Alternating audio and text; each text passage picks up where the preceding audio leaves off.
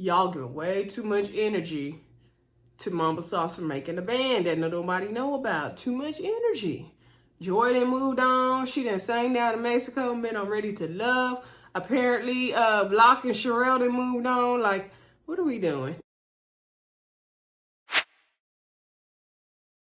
Hey everybody, welcome back to the Brandy Yvonne channel. Of course, I'm your girl, Brandy Yvonne. Here in my channel, we do fun reviews, recaps, and discussions of all of our favorite shows. This video, we are talking Own's Love and Marriage DC. This is season 2, episode 4. I believe it's titled In the Thique of It with a QUE, whatever that was supposed to mean. Y'all, don't hesitate to hit that like button if you're enjoying the content. If you didn't catch my Ready to Love video from Friday night, please go back and watch that, as well as the other Love and Marriage DC reviews. If you're new to the channel, please hit that subscribe button. It's always great content. We have fun over here. Also, comment down below. Let me know what y'all thought of tonight's episode and share the video as well, wherever you like to share content that you enjoy. Y'all, I was going to get this video to y'all earlier, but I had the Super Bowl on. I was waiting for Eraina to do her halftime performance. I watched more of that game than I ever watched. I had to learn some of the football players' names. I had to follow them on the IG because, you know, they looking good. Anyway, let me know what y'all thought of Rihanna's halftime performance. I thought it was good. I mean, she was given the 8 counts she wanted to give. Like, she's getting the bare minimum. But it was still great. It was still explosive. And we do know she's pregnant, so, you know, she couldn't give us too much because of that. So, shout out to Rihanna. Congratulations on your performance, girl. And baby number 2, we didn't come here to talk about the Super Bowl, but let me know what y'all thought of Rihanna in the comments, y'all. But let's get into this episode of Love and Marriage DC. It was good. It gave us a little something to talk about. So it opened up with Joi and Clifton at their lake house. Like they said they wanted to live somewhere far away by the water, and they got there right. They way far away. I said, how long do it take to get back into the city? That's too far out in the country for me. Anyway, but it looked like a nice house. I like how they sit on the water. I'm interested in some properties we have out on the water here where I live, so I feel it. But they're not far out like that. Anyway, well, some of them are. But they got a pool. That's also what they wanted. So I'm assuming they closed on the house. They got the house now. And so, and it was the house they showed us the views of. So I like that, you know, they wasn't on here capping. So anyway, they called, they FaceTime. Well, they looking around. They said they're going to paint. And they were like, do we want to keep the roosters? And next thing we know, Joi and Clifton start getting freaky on the little bench or something. And I was like, they always doing something. But anyway, they go outside, they call Eraina, they FaceTime Eraina, and show her the view. And she's like, y'all got a room for me? And they say they got a room for her. And so Joi, you know, she's happy to be settling into the house. And Clifton, you know, she said she's excited. Clifton has said, you know, you decided to get married, you know, do the wedding. She's like, you know, eventually I'll get back to the wedding planning. You know, she's not here for the wedding. And he said having a baby. She still want to have a baby, but she wants to feel grounded first. And she doesn't fully feel grounded yet, but she is getting there. How old is Joi, first of all? No, I don't mean this is no shady. Because we know Clifton kind of up there. And he already got 2 kids, 3 kids. So I'm wondering, like, how old is Joi? When she thinks she gonna pop this baby out. But you know, women can have babies later and later. So I promise y'all I'm not being shady. I just don't see it for Joi having this baby. Like, she don't look interested in having a baby to me, but that's just me. Anyway, all right, so moving on for them, because that's all they gave this episode. Then we get on to Ashley and Quicksilver. Quicksilver's making 4 pieces of bacon in the skillet. Ashley came down. She said she's still tired. She didn't get any sleep. The insomnia has been kicking her butt lately. Quick asked her, was she still, you know, tired from last night from the party? She said, yeah. She saw he was cooking turkey bacon. She's like, oh, it smells like cooking turkey bacon. Like, she ain't interested. I was like, dang. Like, when she said it was so much attitude. I was like, dang, girl. Like, you ain't got to eat his bacon. It's cool. So anyway, Ashley says she's only been able to get 45 minutes to an hour of sleep average. The insomnia is kicking her butt. She just feels like she's going to fall apart. And you like knock out one day, pass out. And I feel bad because that insomnia sucks. When you cannot sleep at night, that is like the worst. And I've had lots of sleepless nights where I was darn near in tears because I wanted to sleep so bad and I couldn't. So I totally understand what Ashley is going through with that. I wonder, has she ever tried taking anything to help with that? But I'm sure she has. She did check on Alicia. Alicia's doing fine. She's more so in shock and mad about her car. And she still is in a little bit of pain. DJ Quick asked Ashley, was she still mad at him for not telling her about Alicia? She said she's very, was disappointed about that, for him waiting to the end of the party to say something. And he was like, yeah, I didn't really want to say anything because it was your birthday and your party. Also, she was telling him why she wasn't shocked by the surprise. He tried to do the surprise, but she did thank him for the party. I was like, finally, she said thank you.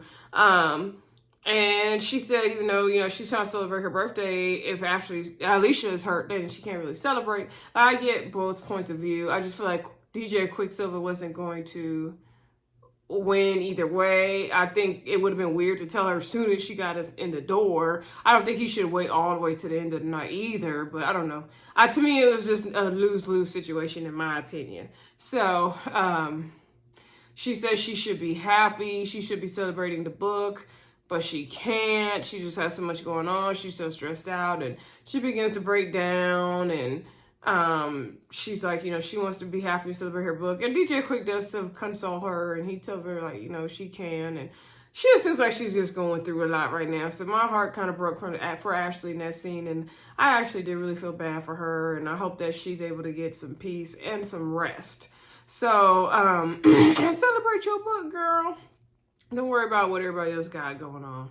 And we're glad to hear that Alicia is fine. So then let's see, we move on. We have Eraina and Joy, I believe, go down to this like furniture making place. Basically, you gonna paint some stuff, okay? It wasn't really furniture. Eraina said it was furniture. Joy was like, I thought we was going somewhere to eat. Eraina got us over here overdressed because Joy is not the glamour girl. Eraina is the glamour girl, and I love that about Eraina. Like, I love to see what Eraina's dressed like, her hair, everything. I love Eraina. She's like a Barbie doll. So Eraina's like, we're going to get some new pieces for your lake house. We're going to get it popping. So anyway, they begin to paint some little wooden pieces, y'all.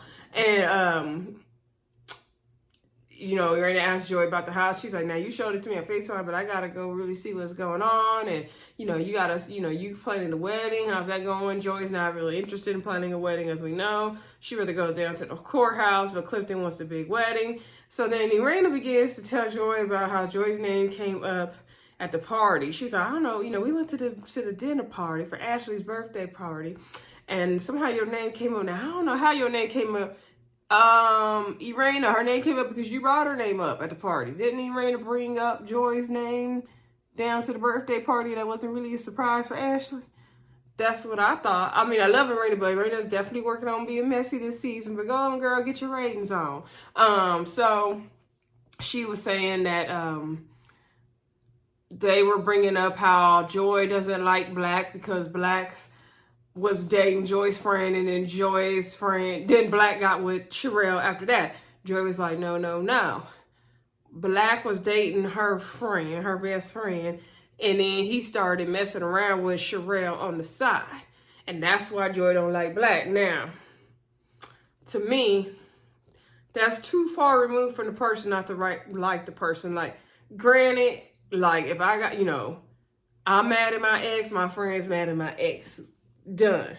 However, if me and that person and other person was in a group together, working relationship, my man could only go so far. Like, Joy giving way too much energy for it not to be her man. Like, I could see if Black cheated on Joy with Sharell, but it was Joy's friend. So she just giving a little too much for me. Joy, you giving a little too much. Also, this was how many years ago was Mambo Sauce on Making the Band? Let me know in the comments, because I don't know. Anyway, so that's what Joy doesn't like. And Joy's like, because Sharell was understanding why Joy don't like her. She got him blocked. Joy said in the confessional she been had Sharell and Bloc for years and years now, and they just now noticing, so she don't know what's the point of even talking about it right now. I'm saying no. So Joi was like, if I didn't like your spouse, wouldn't you think, I wouldn't like you either? Basically, like, she's basically saying, like, I got a problem with your spouse, so I'm really not checking for you. And so Eraina's like, well, I think y'all need to have a conversation, because don't you think, like, you need to move forward? That was years ago. At least get to, like the wife. Like, she didn't do nothing to you. And I agree. Like, Joi, you holding all this angry energy for what, girl? For what? Making a man didn't work out. It's okay. So then Joi begins to tell us that it was other things Black was doing. He was doing some bad, I guess, business deals. And I can't remember if she actually used the word shady or not. And that's going to be a big issue on the next episode as we see in the previews. So I got to go back and see if she used the word shady or not. But basically, she didn't like what Black was doing. Everything he was doing was working against the business of Mambo Sauce. And also Black said that she was having an issue with the drummer, and Black was making it like Joi was the issues of the band breaking up, and really she feels like Black was the issue because he was making selfish decisions. Now, how long was this episode of making the band? Because I don't even know. Anyway, I agree with Eraina. Like, I'm gonna need Joi to move forward. At least, like, be cordial with Sharell. Like, you ain't got to like the girl, be up in her face, kiss her ass or nothing. But what did she do to you? Also, Joi, you singing solo down in Mexico at the resort. So, let's move on. So then that was basically it for that. Looked like Joi made like a jack-o'-lantern or something. I was like, what y'all making? So anyway, then we get down to Funland with the Tylers versus the Silvas. So they go-kart racing, and Silva talking junk on Jamie, talking about he an old man. Jamie said he knocking on 50's door. I'm not sure he's 50 already or he about to turn 50. Anyway, they decided to have a friendly little go-kart racing competition. So I guess Jamie just got in the first go-kart he's seen, and Jamie and Eraina in the confessionals. Quick. He got in the first go-kart he's seen. Jamie and Eraina was like, he should have gotten the other one on the left because he got his all real easy. But there was another one that was smaller size and he could have fit in. Jamie said it was kid size. And so Jamie was like, whatever, Quick, you won, fine. So basically they was like, we too big for the go-karts, and Jamie and Quick could have fit in the little one, which he should have got in. So then after the race, they sit down and talk, and they talk about the birthday party and all that good stuff. So then they get on the topic of Little Jamie and Big Jamie and the birthday party. So Quick begins to tell them, the reason why we really brought y'all here is because of Ashley's birthday dinner. Little Jamie was brought up and you were talking about him, and there's some things said that, I didn't like, and I know that Ashley wasn't comfortable with. And, Eraina, you shared that Little Jamie sent you some texts and saying that, sometimes, he might want to feel like harming himself or hurting himself because of everything he's going through. And so Eraina's like, yes, yeah, he sent me those texts, yeah. And so, Jamie, Big Jamie, you were saying, he's a bum, and he's just saying that for seeking attention. So Big Jamie's like, well, I had some drinks. I didn't really remember saying bum. Eraina didn't remember bum coming out his mouth either. Ashley was like, she couldn't quite remember bum. They rolled the tapes. He did call that boy a bum. He did. I thought I remember him saying that as well. He was like, he's a bum. He's a bum. I know that part was not supposed to be funny, but I laughed. I'm sorry, y'all. I'm sorry. Little Jamie, you are not a bum. But it's just funny the way Big Jamie said it. I'm sorry. So in the confessionals, Jamie's like, you know what? I knew this conversation was going to come back up. But I thought like Eraina or Ashley was going to bring it up.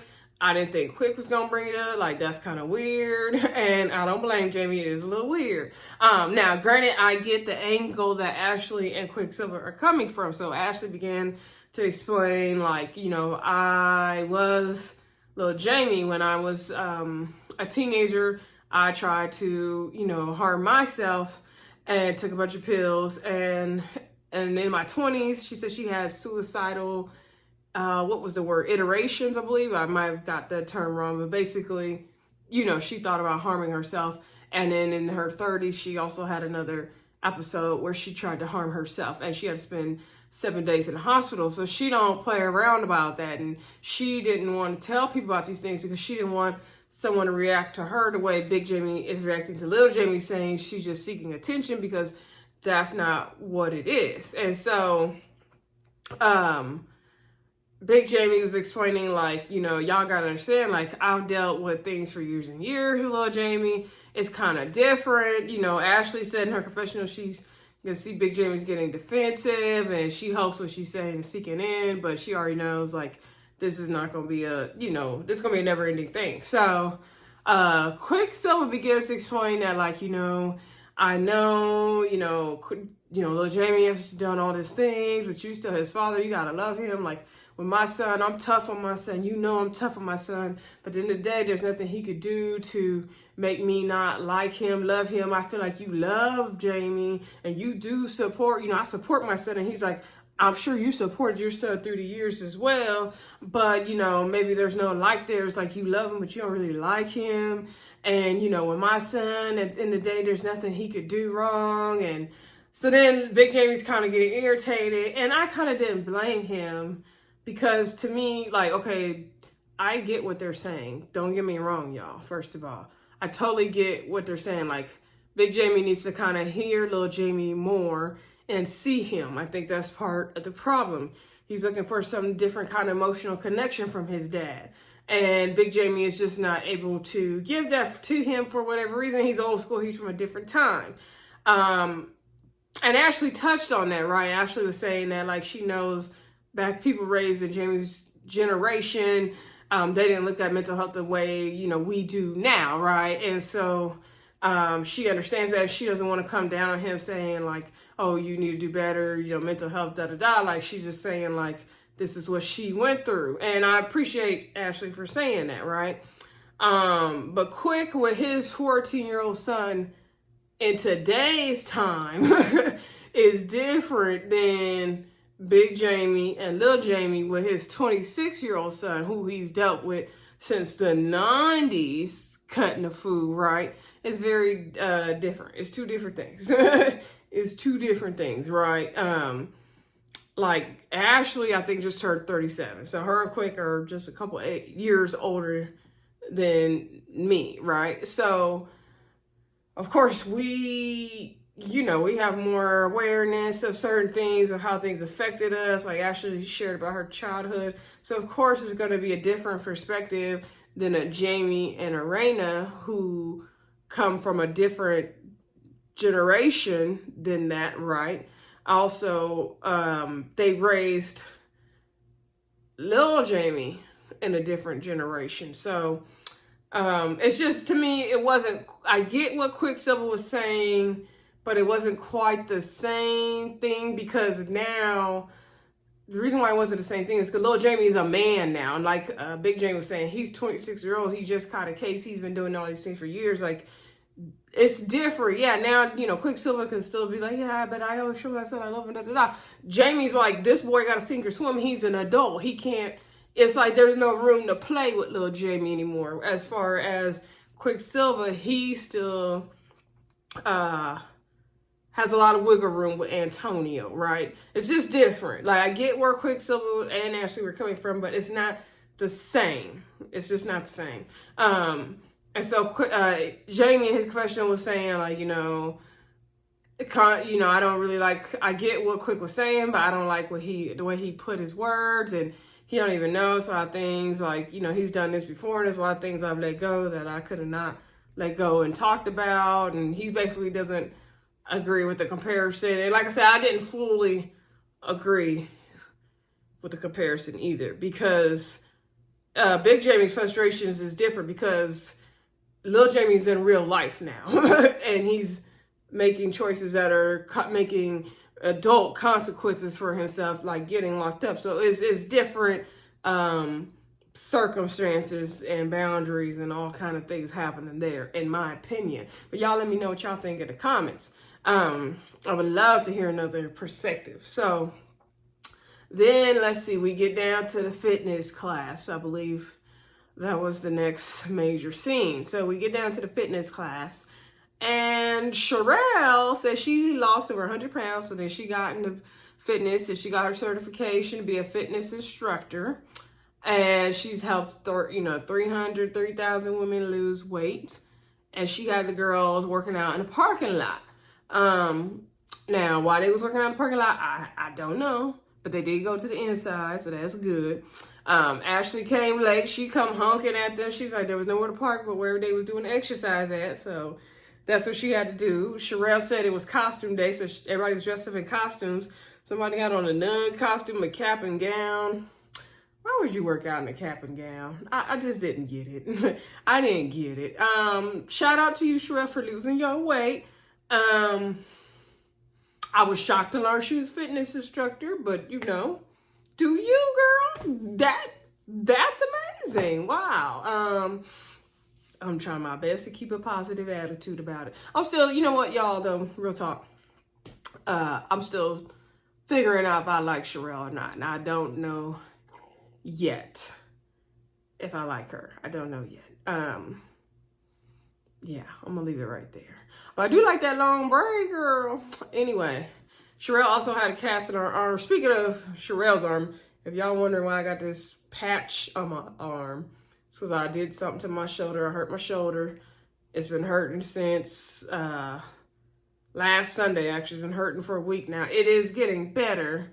And I thought I was going to have a sling on my arm, so that's why I got this patch on my shoulder. So anyway, to go to the inside, they put these bands on their legs and they doing this little squat routine. I wouldn't mind doing that workout though. I would love to do that. I'm getting more into fitness as I've shared with you all here. So I would love to do that workout for sure.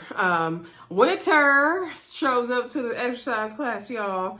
Eraina and Ashley was basically paying her dust. They said it wasn't even trying to look at her. Ashley was like, her workout outfit isn't even cute. And it wasn't. But granted, Ashley and Eraina were not dressed in no costumes. Although I would have worn just some workout gear. I would not have worn a costume to go work out. That's stupid. Anyway, so the girls do their little workout. Alicia is there. So then the girls are all talking afterward. And they're like, what is y'all doing here? Y'all all injured. So Alicia said her back hurt. I think her elbow hurt, this hurt, that hurt. She, told her car, but she's here. She's doing okay. I said, go ahead, Alicia. But I'm glad to see that Alicia really is safe and doing okay. And she wanted to work out because she felt like her body would need it due to the injuries. I'm like, ooh, girl, lawsuit, Alicia, a lawsuit. Anyway, Sharell didn't really show exactly how she hurt her shoulder, but she said Bloc gonna pop it back in place and she gonna be good. I said, okay, girl. Anyway, the girls was talking and then Winter came over there saying like, oh, thank you. Now, mind you, Winter told Sharell, by the way, oh, girl, I ain't really come to work out. I just came for more support. I said, oh, you tried it, Winter. So anyway, Winter said, I'm gonna get going. Thank you for inviting me.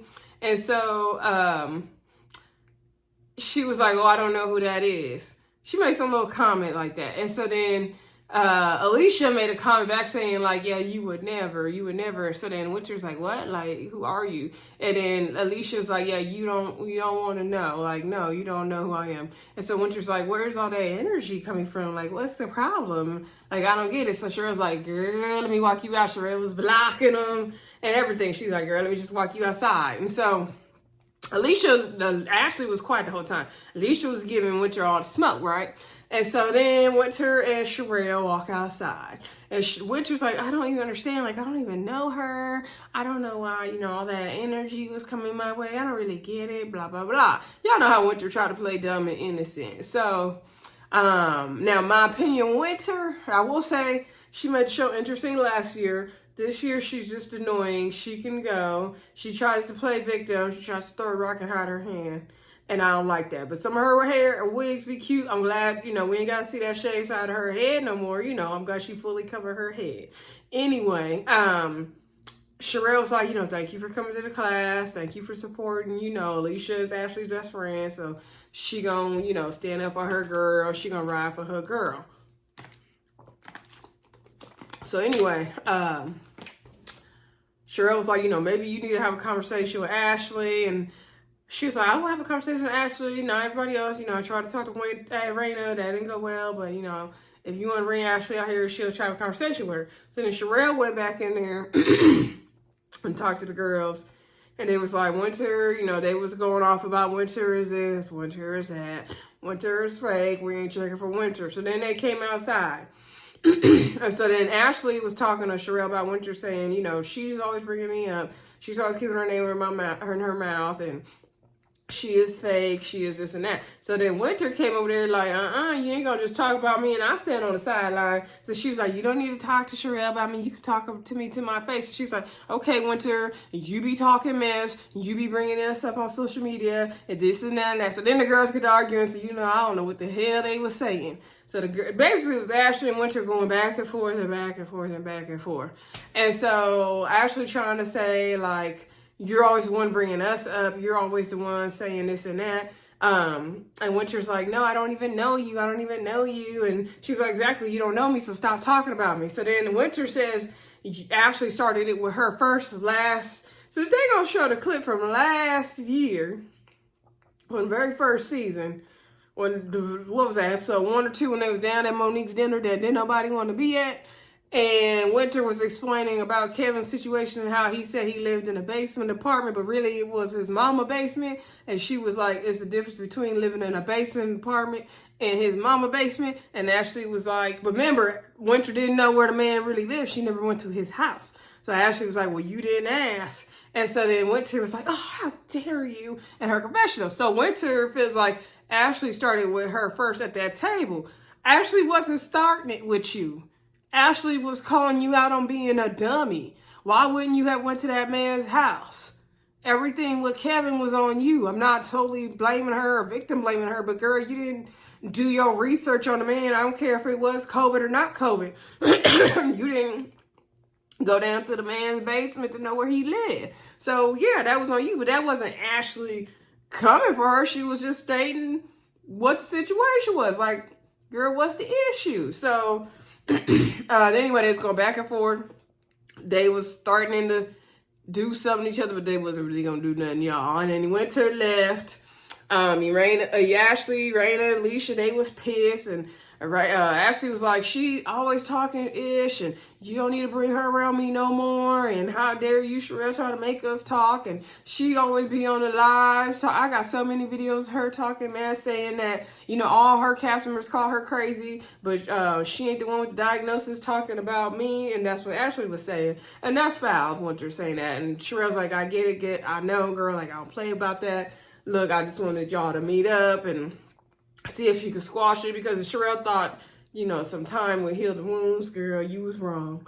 So Alicia and Eraina, they didn't like that Sharell did that. Eraina was like, I like Sharell, but she should have tried to force them to meet up. But Eraina, you finna make Joi and Sharell meet up, but whatever, girl. And so they was just basically going off, and, Ashley was going off like, no, don't bring her around me. And Sharell was like, well, if I have an event, I'll make it, y'all both be invited, but y'all stay away from each other. Like, I don't like the fact that I had to go between y'all and do all this. And Alicia was like, girl, it's fine. Like, your event was cool, but we ain't gonna do this again. It's good. And so then Sharell's like, no, because I had to, make sure everything was da-da-da. Like, Sharell, to me, was making an issue with Winter her issue. And that's one thing I don't like about Sharell so far, is that she was making all that drama her drama, and it really didn't have to be your drama, Sharell. Like, you could have just stayed the hell out of it. You could have left the exercise class and went on home and not brought the girls together. Like, okay, exercise class over, dismissed. Like, what's happening here? Anyway, then, Eraina was like, yeah, sometimes it's not good to try to force people to get together, but girl, thank you for the exercise class. I needed it. So then all the girls left, finally. Thank God. Get in your cars and stop arguing in the parking lot. So then we get down to Brittany's house. Hey, Brittany Tyler. So Brittany Tyler is bringing the family together because she's tired of being in the middle. She looked dead on her mama. Oh, side note, speaking of Brittany and her mama, I forgot to mention this about the scene with Joi and Eraina. So remember, Joi was talking about Sharell being Bloc's side chick, right? And so Bloc, so Eraina was like, oh, Sharell was a side chick. This is what she said in her confessional. Sharell was a side chick. She was like, oh, if they like it, I love it. She was like, well, I guess Jamie was technically a side chick. She was like, I was never a side chick. But she said she was living with Brittany's daddy at the same time she was dating Jamie. So Jamie was a side chick. I said, ooh, Eraina, don't be telling that man T like that. Also, Eraina, before we leave the Sharell parking lot situation, when they were at the exercise class, I forgot to mention that Eraina brought up Joi and the whole block and making the band to Sharell when they was at the exercise class. And Eraina was saying, she talked to Joi, and Joi was saying that, Block was doing some shady business deals, and that's what broke up Mambo Sauce when they was on making the band. So Sharell's like, I don't play about that. Don't play with my man. He don't be doing shady stuff. He would never. He is a respectful businessman. Block, he go hard for Mambo Sauce. Anything they got going on with Mambo Sauce, he always reaches out to her, tries to get her involved, but she don't respond. And so Eraina's like, well, maybe there's a reason, she's not responding, and basically she don't like you because she don't like Block, and maybe y'all need to have a conversation. And so this pissed off Sharell because she's like, that's Eraina's bringing up this drama with her friend, and I don't even know her friend like that, but the Joi saying Block is being shady, then I'm gonna have to have a talk with Joi. Y'all give way too much energy to Mambo Sauce for making a band that nobody know about. Too much energy. Joi done moved on. She done sang down to Mexico, been on Ready to Love. Apparently, Block and Sharell done moved on. Like, what are we doing? Anyway, let's get back to Brittany house. So Brittany making a charcuterie board. Look like she live in a townhouse or something. Anyway, she trying to get the family back together and fix the issues. We gonna see how that go next week. So little Jamie come over, and he was like, my sister over here, she making a charcuterie board. He was like, basically some crackers and some shrimp on the board. Okay, little Jamie. So anyway, he feels like, they're the same, they're really close, and she gonna tell it like it is. And he likes his big sister, and looks like they spend time together. So anyway, they were kind of catching up, and he noticed a half a heart necklace on her neck, and he was like, what is that, a heart? And she was like, yeah, it's half of a hole. And he was like, who got the other part? And she was like, her man. And so then he was like, oh, you got a boyfriend? Like, we ain't met him. Like, where he at? And she was like, oh, that's going to happen in due time. She wouldn't do a proper introduction, but, she just trying to, take it slow, see where things go. She said she got her a good man. The dating pool got pee in it, and she ain't trying to get back out here in these streets. I said, Brittany ain't told no lies, girl. Girl, if you ain't got to be out in the streets, don't get back in the streets, girl. If you got you a good one, keep them, Brittany. Anyway, then we get a knock on the door. He's like, oh, you expected company? Like, what's going on? And so then she's like, I don't know. She got played down like she didn't know her parents was coming. So we see Mama TT, Big Jamie, and Eraina coming up the sidewalk. They said, Brittany don't ever invite nobody over, but she's supposed to be cooking. They like, well, I hope she got some good food. She only got snacks, y'all. She only did a charcuterie board. You ain't finna come in here eating like that. So they said she don't really invite them over, so they like, what's up? So then, this Eraina can hear Brittany talking about, oh, is this the bill collector? Girl, the bill collector don't knock on the door no more. They just call you to death, or email you. So then Eraina's like, yeah, this the bill collector, open up. So then little Jamie sit on the sofa like, I hear my mama laugh. Not a good sign. He's like, I bet you father is right behind her. And sure enough, he was. And that's pretty much where it cut. Eraina's like, oh, what you doing here? So Jamie said he hasn't seen the family since Jason's party. And so next week, we're going to see how this situation goes. I like the setup of it. However, I wish they would have had a licensed family therapist or a mediator or some kind of counselor present for this group discussion. Maybe they will, and we just don't know it yet. Anyway, that was pretty much the end of the episode, y'all. Don't forget to like, comment, subscribe, and share. Let me know what y'all thought of Rihanna's performance or the Super Bowl game as a whole. Who was you rooting for? And also let me know what y'all thought about this episode of Love and Marriage DC. Also catch up on my other reviews of Love and Marriage DC, y'all. Don't forget to like, comment, subscribe, and share. I already said that, but I'll say it again. Bye.